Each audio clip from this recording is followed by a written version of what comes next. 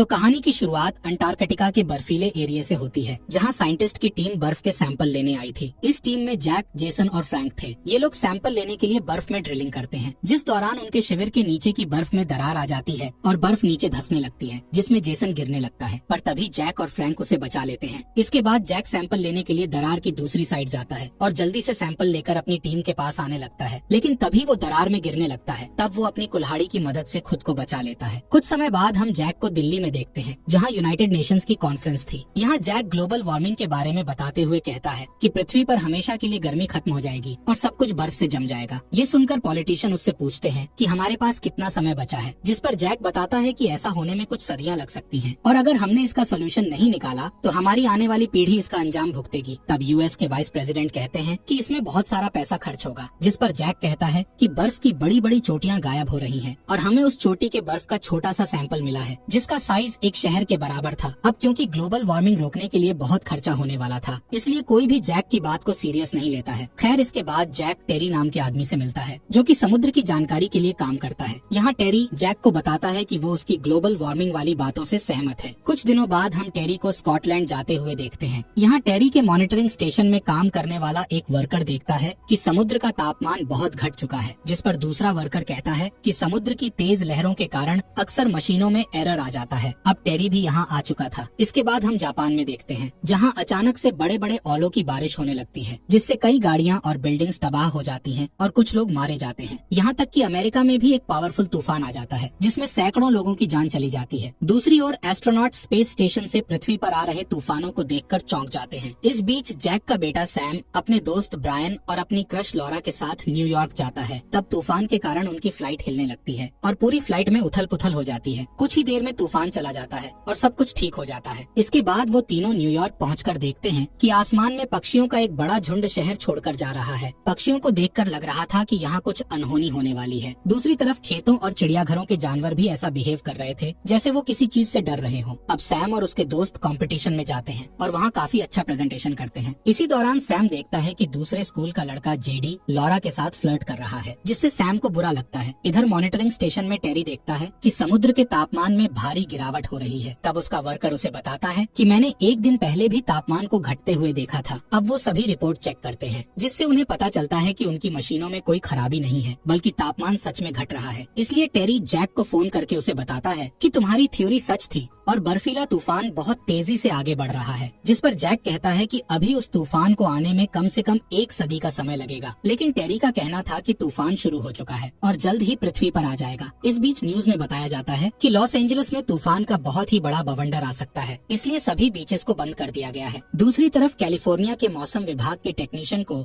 Los Angeles के reporter का call आता है, जो उसे बताता है कि यहाँ बड़े बड़े ओलों की बारिश हो रही है। तब टेक्नीशियन टीवी पर न्यूज देखता है, जहाँ उसे पता चलता है कि लॉस एंजलिस में एक बवंडर बनना शुरू हो गया है। इसलिए टेक्नीशियन अपने बॉस को कॉल करके सारी बात बताता है। जब बॉस बाहर देखता है तो उसे पता चलता है कि तूफान ने बहुत ही बड़े बवंडर का रूप ले लिया है। इधर जैक अपने कोवर्कर्स के साथ न्यूज में देखता है कि लॉस एंजलिस के आसपास बने बवंडर अपने रास्ते में आने वाली हर चीज को तबाह कर रहे हैं। इस वजह से प्रेसिडेंट सभी फ्लाइट्स का सस्पेंशन करने का ऑर्डर दे देते हैं। तब 2 प्लेन लॉस एंजलिस से वापस आते समय क्रैश हो जाते हैं। इन सब के चलते वॉशिंगटन डीसी में एक इमरजेंसी मीटिंग रखी जाती है, जहाँ जैक और टेरी भी आए हुए थे। यहाँ टेरी सबसे कहता है कि दुनिया भर में जितने भी मौसम बदले हैं उसके बारे में जैक अच्छे से जानता है। तब जैक सबको बताता है कि ये सब बर्फ के पिघलने से हुई ग्लोबल वार्मिंग की वजह से हो रहा है और ये सिर्फ एक शुरुआत है। हालांकि पॉलिटिशियंस को अभी भी ये एक थ्योरी लग रही थी, इसलिए जैक का बॉस उसे 48 घंटे का समय देते हुए कहता है कि तुम्हें फ्रैंक, जेसन और नासा की मीटियोरोलॉजिस्ट जेनेट की मदद से कुछ सबूत खोजने होंगे, ताकि तुम गवर्नमेंट को अपनी थ्योरी साबित कर सको। इसलिए जैक अपनी टीम के साथ मिलकर रिपोर्ट बनाने लगता है। जब जैक अपने काम से ब्रेक लेता है, तब उसकी टीम कुछ कैलकुलेशंस करने में सफल हो जाती है, जिनसे उन्हें पता चलता है कि 6 से 8 हफ्ते में पृथ्वी पर बर्फीला तूफान आने वाला है। अगले दिन जैक के पास सैम का फोन आता है, जो बताता है कि वो न्यूयॉर्क में फंस गया है और वहाँ बाढ़ आ गई है। दूसरी तरफ डीसी के लोग तूफान से घबराते हुए सुपरमार्केट में खाने के सामान को चुरा रहे होते हैं। इस दौरान जैक वाइस प्रेसिडेंट से मिलता है और उन्हें बताता है कि सिचुएशन बहुत क्रिटिकल है, इसलिए हमें शहर को खाली करना शुरू कर देना चाहिए। लेकिन वाइस प्रेसिडेंट जैक की बातों को नजरअंदाज कर देते हैं। इस बीच नॉर्थर्न यूरोप में बहुत ही तेज बर्फबारी होने लगती है। इसलिए रॉयल फैमिली को रेस्क्यू करने के लिए एक टीम भेजी जाती है, लेकिन तूफान के कारण हेलीकॉप्टर्स की ब्लेड जमने लगती हैं, जिससे हेलीकॉप्टर्स क्रैश हो जाते हैं और सभी मारे जाते हैं। जब टेरी को इस घटना के बारे में पता चलता है तो वो जैक को कॉन्फिडेंशियल डेटा भेजता है, जिससे जैक को पता चलता है कि जमीन पर एक तूफान आने वाला है, जिसके न्यूयॉर्क में आने के सबसे ज्यादा चांसेस हैं। दूसरी ओर कनाडा में समुद्र का पानी 25 फीट ऊपर उठ जाता है और वहाँ भयानक तूफान आ जाता है। यहाँ सैम और उसके दोस्त न्यूज देखते हैं, जिस दौरान लाइट चली जाती है। तब जेडी सबसे कहता है कि वो अपने भाई को लेने जा रहा है। साथ ही वो कुछ स्टूडेंट्स को भी अपने साथ चलने का ऑफर देता है, लेकिन जब वो बिल्डिंग से बाहर निकलते हैं तब उन्हें पता चलता है कि बाढ़ आने की वजह से सभी लोग इधर उधर भाग रहे हैं और सिचुएशन बहुत ही बिगड़ गई है। दूसरी ओर लोकल जू के वर्कर को पता चलता है कि जू से भेड़िए भाग गए हैं। इधर बहुत सारे लोग नेशनल लाइब्रेरी में छिपने के लिए भागते हैं। वहीं पानी की वजह से कई लोग अपनी गाड़ियों के अंदर फंस चुके थे। तब लॉरा की नजर कार में बैठी एक फैमिली पर जाती है, इसलिए वो उनकी मदद करने के लिए उनके पास जाती है, जिस दौरान उसके पैर में चोट लग जाती है। तभी अचानक वहाँ बड़ी सुनामी आने लगती है, जिससे हजारों लोग मारे जाते हैं। यहाँ सैम जल्दी से लॉरा के पास आता है और उसकी मदद करते हुए उसे जल्दी से लाइब्रेरी के अंदर ले जाता है। इधर जैक अपनी कैलकुलेशन पूरी करने के बाद टेरी को कॉल करके बताता है कि कनाडा, स्कॉटलैंड और साइबेरिया में बहुत ही खतरनाक तूफान आने वाला है और ये तूफान जल्द ही दूसरे एरियाज में पहुंच जाएगा। यानी कि जो तूफान 6 हफ्ते बाद आने वाला था वो अब सिर्फ 48 घंटे में पहुंचने वाला था। खैर यहाँ जैक को न्यूयॉर्क के बारे में न्यूज मिलती है। तभी जैक से मिलने उसकी वाइफ लूसी आती है, क्योंकि उसे सैम की बहुत फिक्र हो रही थी। इधर न्यूयॉर्क में सभी बचे हुए लोग लाइब्रेरी के अंदर होते हैं, जहाँ किसी के फोन में नेटवर्क नहीं था। इसलिए सैम एक पे फोन ढूंढता है जो कि पानी से भरे रूम में रखा हुआ था। सैम जल्दी से अपने पेरेंट्स को फोन करके यहाँ की सिचुएशन बताता है, जिस पर जैक उससे कहता है कि तुम्हें लाइब्रेरी के अंदर ही रहना होगा, क्योंकि वहाँ बर्फीला तूफान आने वाला है जो सबको जमा कर मार देगा। इसके बाद सैम देखता है कि रूम में धीरे धीरे पानी बढ़ रहा है और देखते ही देखते फोन भी पानी में डूब जाता है। यहाँ लॉरा को लगता है कि सैम डूब गया है, लेकिन तभी सैम स्विमिंग करते हुए बाहर आ जाता है। तब लॉरा सैम के लिए सूखे कपड़े ढूंढती है और उसे गर्मी देने के लिए गले लगा लेती है। इसके बाद लाइब्रेरी में मौजूद लोगों को एक अजीब आवाज सुनाई देती है। जब वो बाहर देखते हैं तो उन्हें पता चलता है कि पानी के साथ एक बड़ा शिप सड़क पर आ गया है। इसी बीच जैक न्यूयॉर्क जाकर अपने बेटे को बचाने का फैसला करता है। तब जैक का बॉस उसे समझाते हुए कहता है कि तुम्हें एक बार फिर गवर्नमेंट से बात करनी चाहिए, जिस पर जैक मान जाता है, क्योंकि इस बार प्रेसिडेंट भी मीटिंग में आने वाले थे।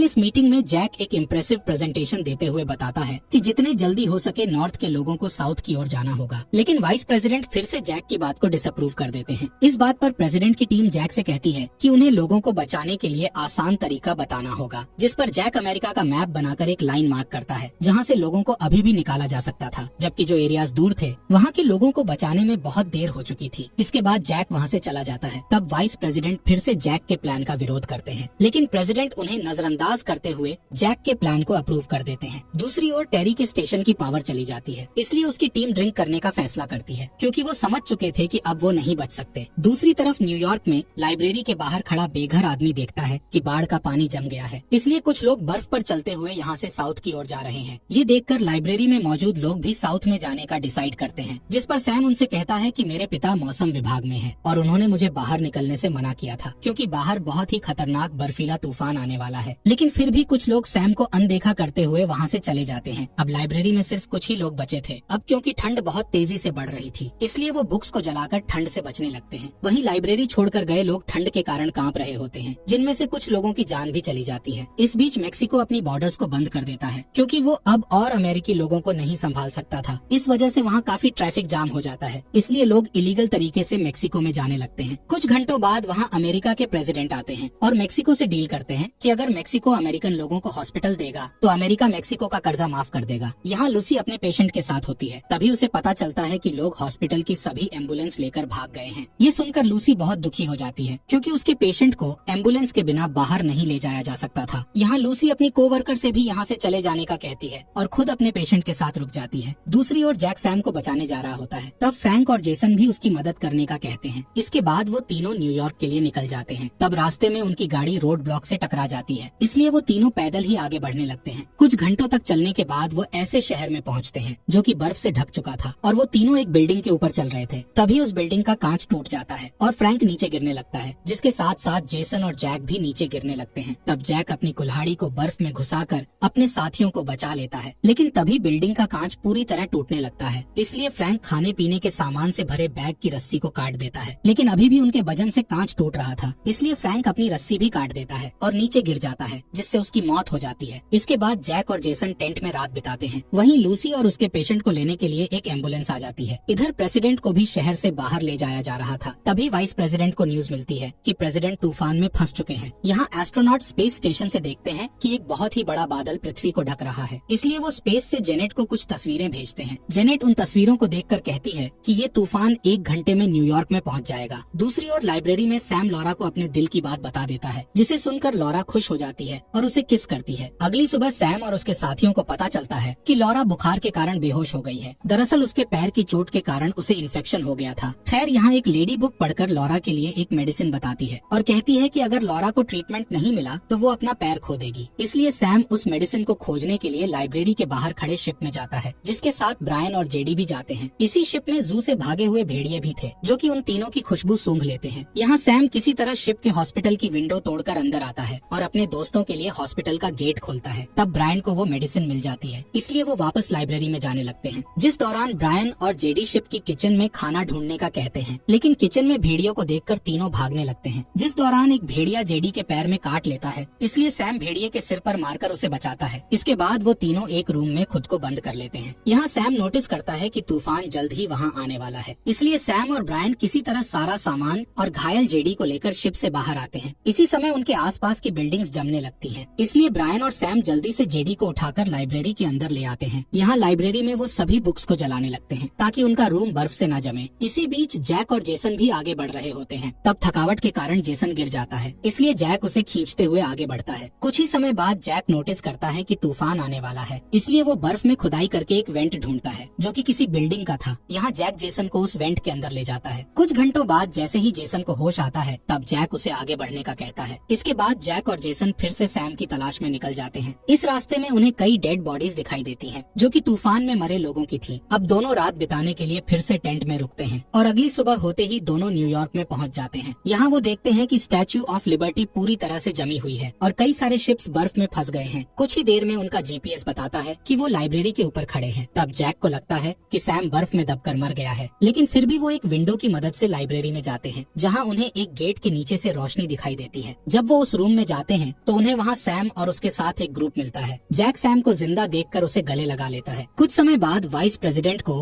अमेरिका का नया प्रेसिडेंट बना दिया जाता है, क्योंकि तूफान में फंसने के कारण प्रेसिडेंट की मौत हो गई थी। यहाँ नए प्रेसिडेंट सभी से कहते हैं कि मैं गलत था, क्योंकि मुझे लग रहा था कि ये तूफान कई सालों बाद आएगा। इसके अलावा वो सभी फंसे हुए लोगों को निकालने के लिए एक रेस्क्यू ऑपरेशन चालू करने का कहते हैं। कुछ ही समय में न्यूयॉर्क में रेस्क्यू टीम आ जाती है और सभी बचे हुए लोगों का रेस्क्यू किया जाता है। कहानी के अंत में एस्ट्रोनॉट्स पृथ्वी को देखते हैं, जिसका मौसम पूरी तरह साफ हो चुका था और एस्ट्रोनॉट्स का कहना था कि उन्होंने पृथ्वी को इतना साफ पहले कभी नहीं देखा।